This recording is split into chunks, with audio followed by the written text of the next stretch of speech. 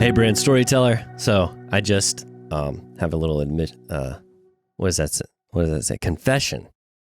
I got a bit of confession to make. I just recorded this entire episode only to realize that I did not record the entire episode. So this is take two. Oh my goodness. Take two. There goes an hour. Oh man. All right. So in this episode, I want to talk about the 5 basic brand plots. Essentially, what we're going to be looking at is a book that has made a significant impact on my professional career and kind of just, it changed the entire trajectory of my career. And this is Booker's 7 Basic Plots. Essentially, what this book is if you are familiar with Joseph Campbell's monomyth, okay, like the monomyth is the story beneath all stories, the hero's journey. What's really funny is everybody acts like they know the hero's journey, but not a single one of us can recite all 12 phases of the hero's journey. So it's a bit of an ordeal, all right? Luckily, as Booker maps out these plots, he limits them to anywhere from 3 to 5 different stages. The theory of the hero's journey is that all stories, all great myths from humanity across cultures actually follow the same structure, that there's a same structure beneath all of them. And then what Booker kind of does, and he doesn't directly explain this, doesn't directly hit it on the nose, but you can tell that that's what he's doing, is he kind of looks at the hero's journey and then he starts realizing that actually there's about 7 different flavors of this story.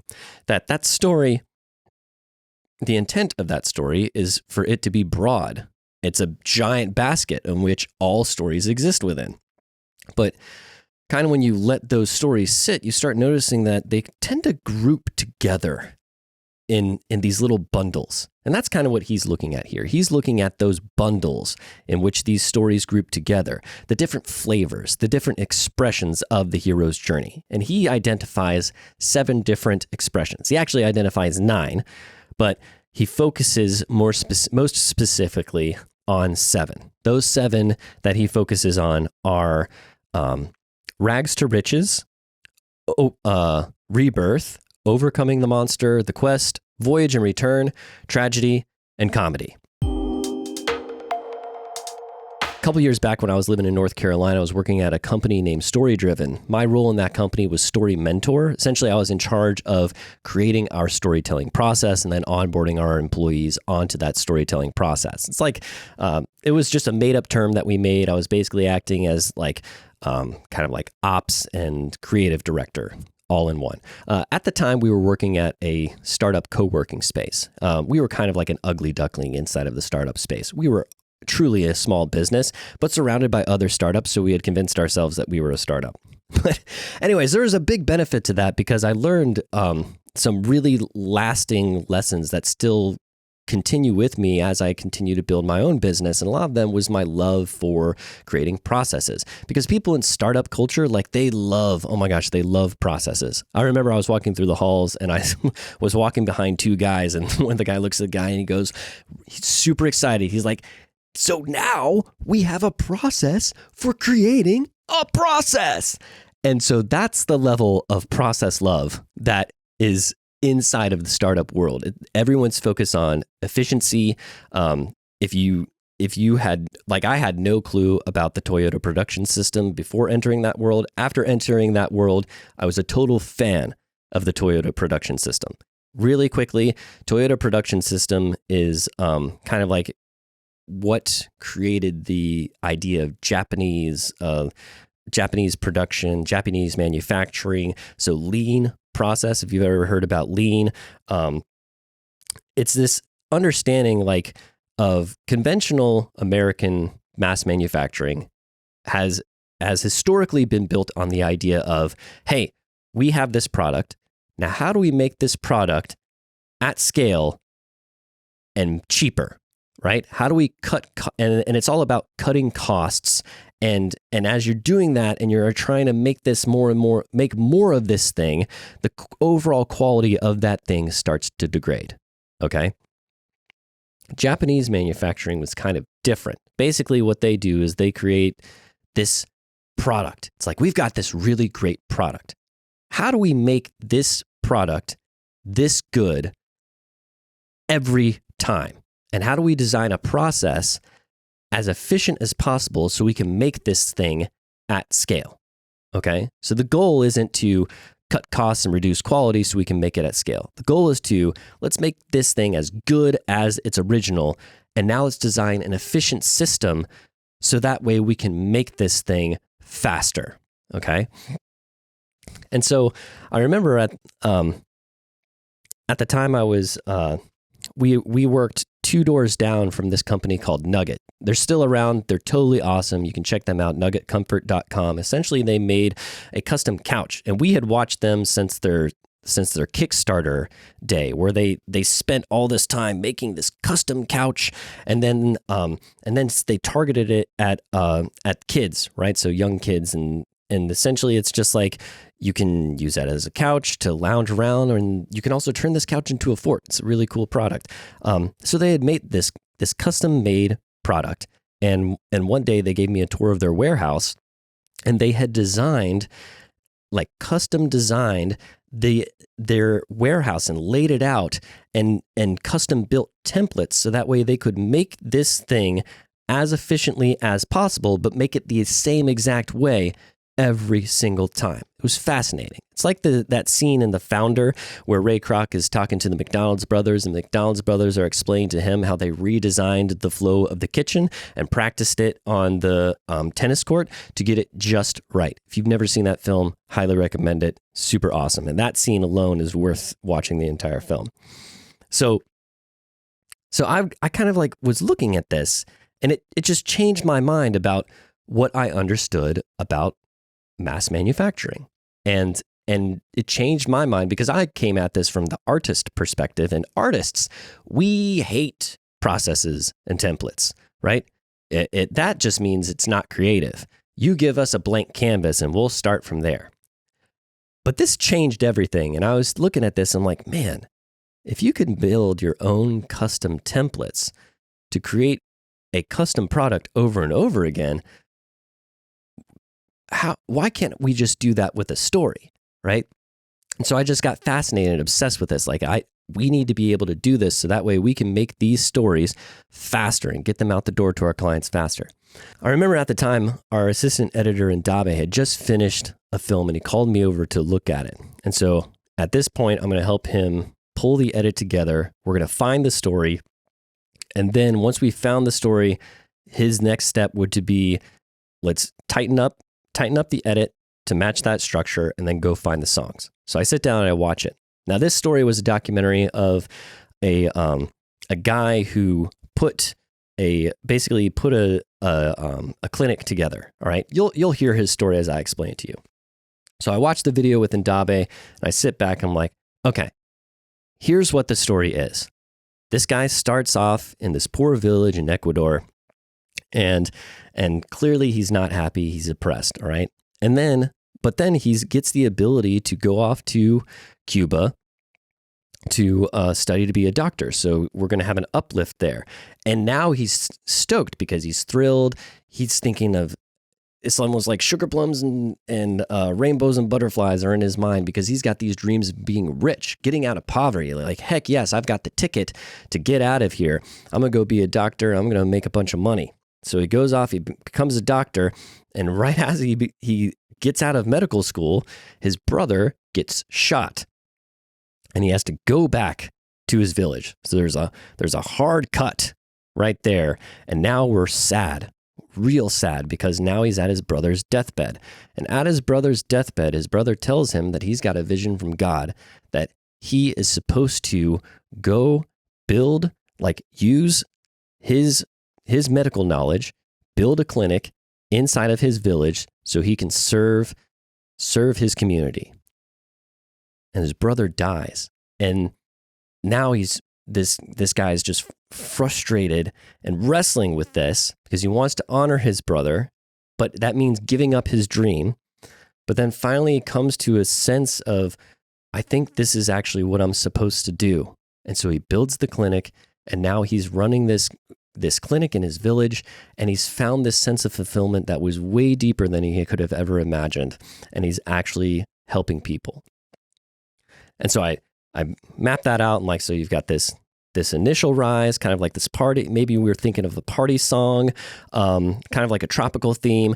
Hard cut off that. Then there's a sad song, but it's almost like a slow rise build to the end. Maybe a cinematic song will work great there.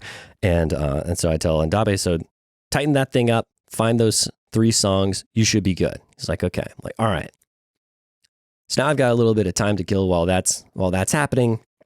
And I look over at the bookshelf, and I see this book sitting on our shelf. And I have never cracked this book open before because, well, for one, it's 3 inches thick, literally. It's a massive, massive book, and so it's very intimidating. But I'm like, well, I got some time now because it's going to take Ndabe maybe an hour to do this. Let me just crack it open and see what's going on here. So I open up the book, and the first thing I open to is Rags to Riches. And this is the framework of the Rags to Riches story. A hero from lowly means finds themselves in an oppressive environment. They're either being oppressed by the environment itself, so they find themselves in poverty, or they're a prisoner, or they're oppressed by other people. But they're inside this oppressed environment, and then they move into the dream stage where they're able to escape, but the escape is short-lived. It's almost like a false sense of success that they feel and they get. So it takes them out of their oppressive environment, but it's almost like a false success, and that is very short-lived and eventually crashes down, and the rug gets pulled out from under them. And they end up worse off than they were before they started because now they've had a taste of what life was better, but now they end up back where they were. So they've been robbed of their escape. But then slowly over time, they're able to find a power within themselves, and then they grow, they mature, they change, and then they end up ruling and reigning in their kingdom. Now I look at this, and I'm like, holy crap. That's the story I literally just told Ndabe to edit. Like, beat for beat, it is exactly what just came out of my mouth. And I'm shocked. I'm shocked because, well, granted, this is Cinderella, right? That's the Cinderella story, is that framework. There's tons of other stories that follow this framework, like Oliver Twist, like all these things where people are like, or any sort of sports story, like the Mighty Ducks, okay? Like, that's that story, all right? And I'm just like, holy crap. This was someone's life. Here I am thinking I'm clever. You understand this? Like, I'm thinking I'm clever here and smart because I just figured out the structure of the story and told the assistant editor what it was, right? But yet here's this book been sitting on my shelf this whole time, actually had the answer the entire time in this book. And not only is it just for fiction stories, this is a person's life. This is their life journey that they're telling us. It's how they structured the beats of their own personal narrative. And it's how it was the logical answer for how we should structure that story in the edit. And so it changed it for me because I suddenly realized, like, oh my God, stories are everything. They're literally the foundation upon which we build meaning and we define ourselves. And not only that, but we use these specific structures to define ourselves. Like, these things are already there and we just like put ourselves inside of that story. And then the next thing I realized is, well, dang, imagine how much better this story would have been if we'd have known these plots ahead of time. Like Nathan, who filmed the story, what if he knew the rags to riches plot archetype before he ever went down there? If he could have already understood, oh, these are the beats of the rags to riches, then immediately upon hearing this guy's story, he would have known within that moment, this is a rags to riches story. He would have known exactly what questions to ask because he would know what beats and where that story is going without even needing that person to tell him the whole story first. right? Game change. Immediately I had found the templates. And so I started just diving into this book and studying this book. Let me just kind of give you a brief overview of these different plots and how I started applying them to marketing. So, like I said, the title of this book is The 7 Basic Plots. The different plots that he goes over are comedy, tragedy, rags to riches, rebirth, overcoming the monster, the quest, and voyage and return. After I studied these and kind of initially looked back at prior videos that we kept telling over and over again, I started seeing these structures in those videos, that they were just naturally there. There were 2 structures that I didn't find, okay? Those 2 structures are comedy and tragedy. Now, the reason for that is because comedy is, Booker's definition of comedy isn't like the sort of like what we would think as a funny comedy, all right, where you've got this individual character who gets placed, they're a silly character who gets placed in a crazy situation, and they, as they kind of like bounce their way through that situation, it makes us giggle, right? That's not what comedy is for him. Comedy for him is kind of like the Greek comedy, and where you've got like a group of people that collectively fall into chaos, and it just continuously becomes more and more chaotic. The closest story that within our culture that I can relate to that definition of comedy would be Meet the Parents. Okay, and that type of a story is not nearly common within our culture. It's a bit foreign. It's because it's a bit foreign, we don't readily model our own narrative off of that, right? And so you don't see that very often at all. And therefore, businesses don't ever use it. There's never an opportunity when I've encountered a story and I've not understood what the story was, and then I've realized, oh, you know what, we're doing a comedy here. It's also because of the chaotic stuff.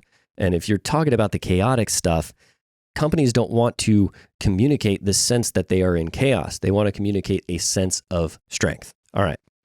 And then the other one is tragedy, and that should be completely obvious. We don't tell tragic stories in business, okay? Like, a tragic business story is Blockbuster, all right? Like, there's a reason why that story is tragic. It's because they're not around anymore, all right? So like, no business's brand story is tragedy. And so what I immediately realized is, of those 7, 5 of those are actively used in brand storytelling. Those 5 being rags to riches, rebirth, overcoming the monster, the quest, and voyage and return. Let me just kind of give you a brief overview of each of those plot archetypes. I've already gone over rags to riches, so I'm not going to rehash that. So let's look at the rest. So let's look at rebirth. Rebirth and rags to riches are kind of similar. They kind of have that same sort of flow of their being pulled from misery into light, okay? But rebirth is, instead of there being an external force that is attacking your character, the character is the antagonist. Like, the protagonist they're the hero and the villain in the same story, Jekyll and Hyde, okay? So that's kind of the situation you're looking at. So with the rebirth, you've got this person, but a growing dark power comes over them. It's either a temptation or a poison that gets inside of them. Now, initially, they gain power from this, right? It feels fun. It's thrilling, okay? And they start to become more and more tempted and more drawn to it. But eventually, this power turns on them and enslaves them and traps them. And they become imprisoned within themselves and kind of like they lose themselves, and this thing takes completely over, and they begin to hurt the people that are close to them. And then eventually someone comes, a sort of like rescuer, some sort of healer type of person comes and is able to help them shed off that evil and then bring them out and restore them to themselves. That's rebirth. Overcoming the monster, this is like Jaws, any sort of like slasher horror film, right? there's this really cool like dragon film with Christian Bale and Matthew McConaughey. Kind of forget what the name of the movie is, but it's very underrated, so you should totally check it out. But essentially, overcoming the monster is there's a peaceful town, right? And everything seems to be going okay, but you start to hear of a growing dark power off in the distance, and so they begin to prepare to battle this power, and they might fight some minions here and there, but they're easily defeated, and so they're gaining confidence about their plan. But eventually the monster shows up, and they fight this monster, and this thing dominates them. And they are completely just shocked and humbled and now frightened because they realize they're completely outmatched, and this thing is way more terrifying than they anticipated. So they have to now regroup, rebuild, retrain. They fight the monster again, and they have the thrilling victory, and then they save the princess and rescue the town and whatever. That's overcoming the monster. Then you've got the quest and voyage and return.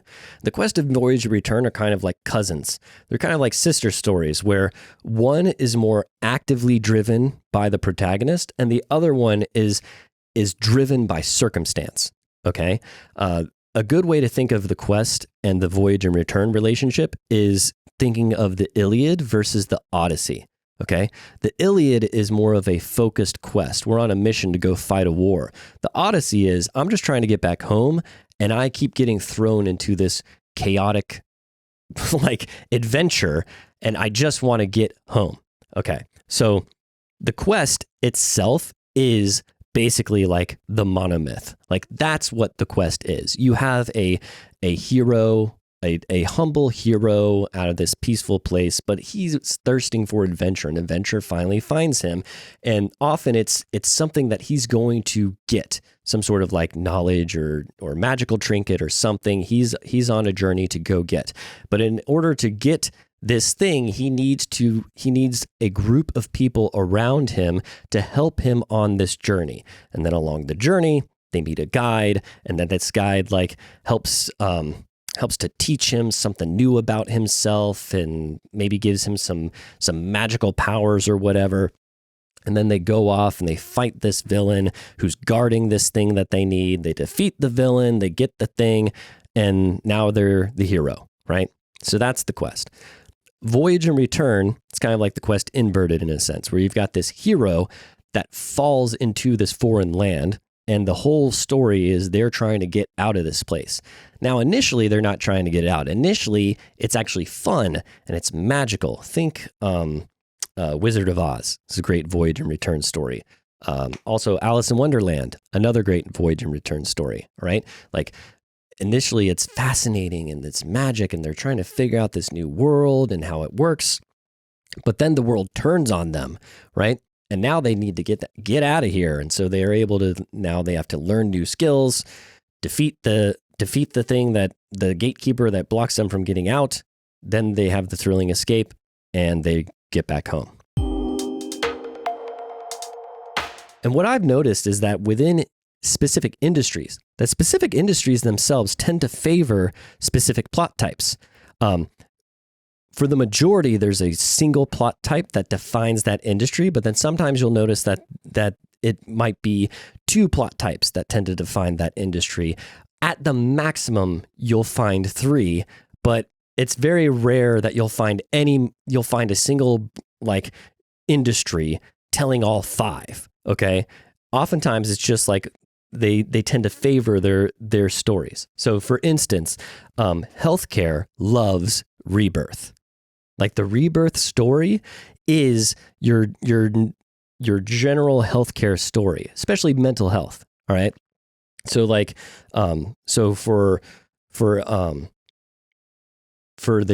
suicide story that I did that won the Emmy, where you've got the three suicide survivors telling their story, that story follows a rebirth plot. And what's interesting is you're lining up, like how I edited that, I lined up each of their journeys in parallel to each other because they all follow those same beats, right? So that story itself is almost like kind of like a case study to show this pattern in other people's journeys. We see their journeys as unique, and they are unique because they are personal and they happen to them. Yet they still follow this same pattern because we organize them in this same way. And so that rebirth story is like this dark power comes over them. They begin to hate themselves. They begin to hate their situation. They want to kill themselves to get out. And then they become completely taken over by this, where they actually attempt to take their life. Luckily, it fails. And then the counselor comes in and draws and is able to help them escape from that internal prison and draws them out into the light. And now they're a much better and healed person. Okay? That's the rebirth story. This also works in addiction recovery, right? So like the addict starts out in whatever substance they're addicted to. Initially it's fun and it's amazing, but then it turns on them. They become a slave to it. And now they become a shell of their former self, and they hurt the people who are near them. And then eventually they find help. And that person who helps them to shed that skin, pulls them out into the light. Now they're a better and healed person.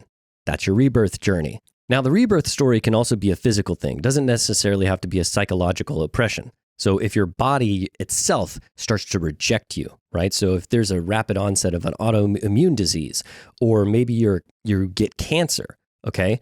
That journey also follows a rebirth journey as well.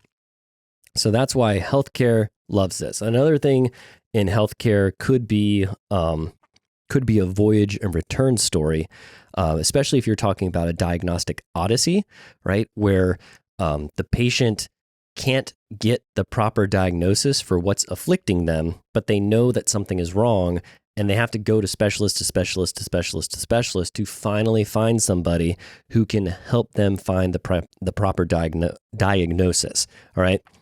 So that's where the person's in a confused world, can't get out, finally find somebody who has the answer, who can get them that key that can bring them out of that situation.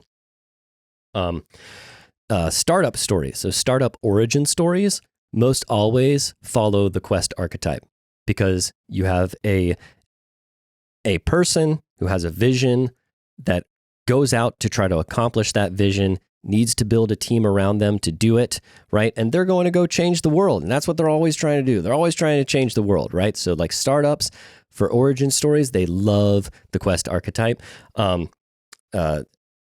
Advocacy groups, they are always overcoming the monster, right? So, and then if you look at Patagonia specifically, while they're not an advocacy group, what they're doing is that sort of like level 4 branding, where they're doing philanthropic marketing with their stuff.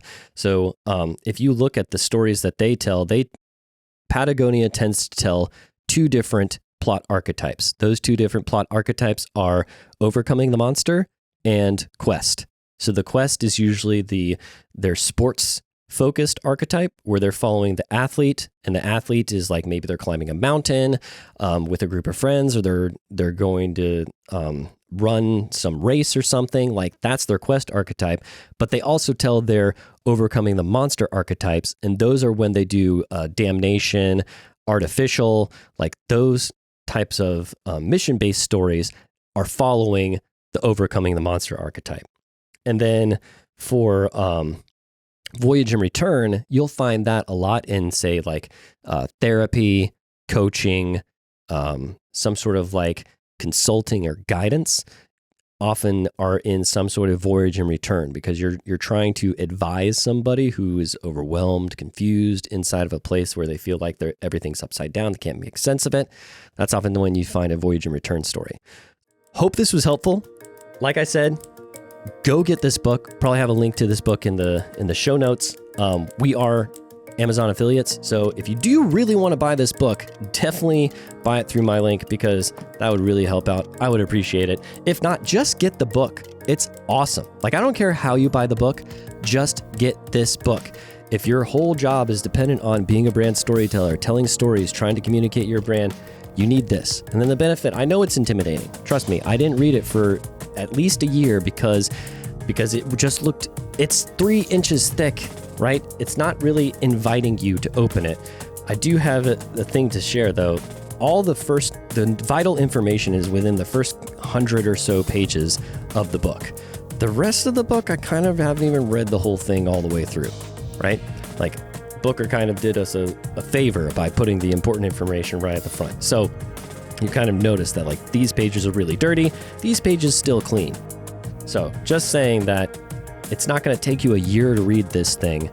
You just got to crack it open and read the first couple chapters, because those are the ones that focus on those plot archetypes. And then really you only need to read about 5 of them, because those are the only ones that you're ever going to use within a marketing context. Hope this was helpful.